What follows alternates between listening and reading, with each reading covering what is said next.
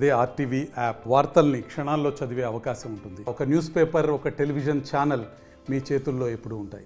ఈ దేశంలో కార్మికులకు రక్షణ కావాలన్నా, బీసీలకు రక్షణ కావాలన్నా, ఎస్సీలకు రక్షణ కావాలన్నా, ఎస్టీలకు రక్షణ కావాలన్నా, ప్రతి పౌరునికి రక్షణ కావాలంటే మనం దేశంలో నరేంద్ర మోడీని గద్దె దింపాల్సినటువంటి అవసరం ఉంది. గద్దె దించాల్సినటువంటి పరిస్థితి ఉందని చెప్పేసి మీ అందరూ కూడా విజ్ఞప్తి చేస్తా ఉన్నాం. మేము చూస్తా ఉన్నాం, ఈ రోజు దేశంలో జరిగినటువంటి ఎన్నికల్లో ఏక్ బార్ 400 అని చెప్పేసి నరేంద్ర మోడీ చెప్పిండు. ఏక్ బార్ 400 కాదుగా 200 కూడా వచ్చేటువంటి పరిస్థితి లేదు. 200 వచ్చే పరిస్థితి లేక మత విద్వేషాలు రెచ్చగొడుతున్నటువంటి ఒక పరిస్థితి చూసాం. మనం ఎక్కడైనా చూస్తాం, ఎక్కడైనా ఏం జరుగుద్ది, ఏదైనా మనం పెళ్లికి పోతాం, పెళ్లి అయినాక అక్షంతలు వేస్తామా, పెళ్లికి ముందు వేస్తామా? చివరికి జీలకర్ర బెల్లం పెట్టినాకనన్నా అక్షంతలు వేస్తాం.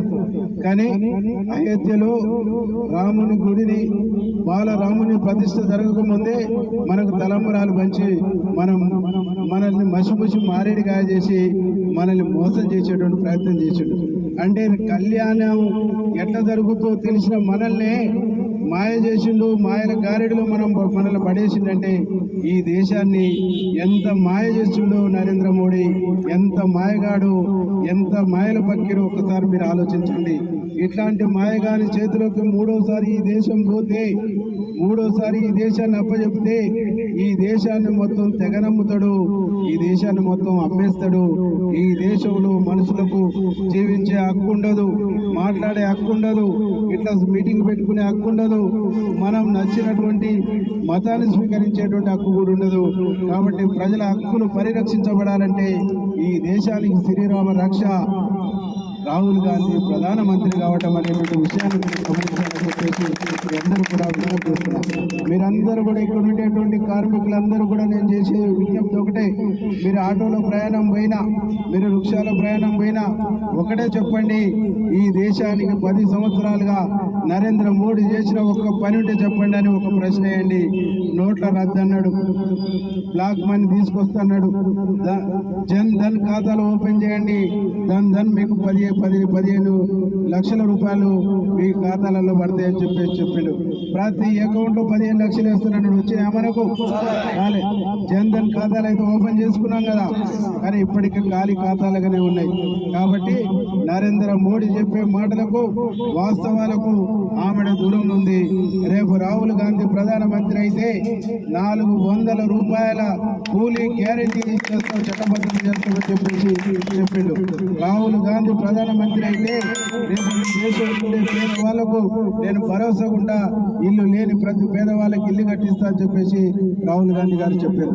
రేపు రాహుల్ గాంధీ ప్రధానమంత్రి అయితే బీసీల ఎంత జనాభా ఉంది, ఎస్సీల ఎంత జనాభా ఉంది, ఎస్టీల ఎంత జనాభా ఉంది, మైనార్టీల ఎంత జనాభా ఉంది, అగ్రకులాలలో ఉండేటువంటి పేదవాళ్ళలో ఎంతమంది ఉన్నారు, ఈ పేదవాళ్ళ అభివృద్ధి కోసం ఈ దేశంలో అనేక సంస్కరణలు, అనేక చట్టాలు తీసుకొచ్చేసి పేదవాడి బాగు కోసమే ఇందిరమ్మ రాజ్యం వచ్చిన తర్వాత ఇందిరమ్మ రాజ్యంలో పేదవాళ్ళ కళలు నిజం చేస్తామని చెప్పేసి రాహుల్ గాంధీ గారు చెప్పింది. కాబట్టి మీరందరూ కూడా ఆలోచించి ఈరోజు మనం ఈ దేశంలో రాహుల్ గాంధీ ప్రధానమంత్రి కావాలంటే ఇక్కడ చామల కిరణ్ కుమార్ రెడ్డి గారికి ఓటేసి గెలిపించాలని చెప్పేసి మీ అందరూ కూడా పేరున విజ్ఞప్తి చేస్తా ఉన్నాం.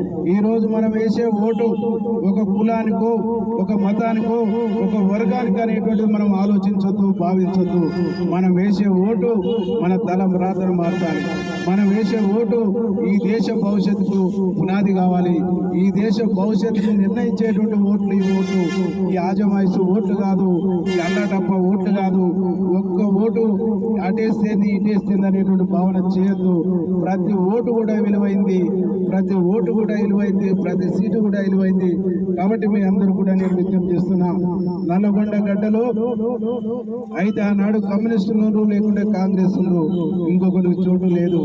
కాబట్టి అదే చైతన్యంతో ఈరోజు నల్గొండలో 2 స్థానాలు మనం కాంగ్రెస్ పార్టీని గెలిపించుకోవాల్సినటువంటి అవసరం, ఆవశ్యకత ఎంతైనా ఉందని చెప్పేసి మీ అందరూ కూడా విజ్ఞప్తి చేస్తున్నారు.